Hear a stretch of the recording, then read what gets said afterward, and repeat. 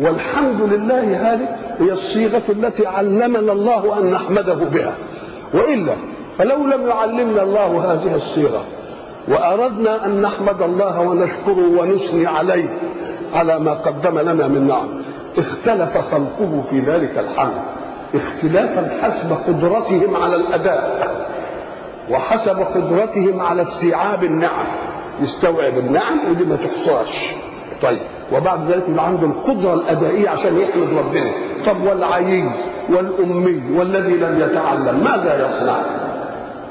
فتحمل الله عنا جميعا الصيغة وقال احمدوني بهذه الصيغة، فتساوينا جميعا في كلمة الحمد لله، العيي والبليغ والأديب والشاعر وكل حاجة. إذن الحمد لله حين علمنا الله، ولذلك يقول رسول الله سبحانه لا نحصي ثناء عليك، إن كنا عايزين نسينا نقدرش.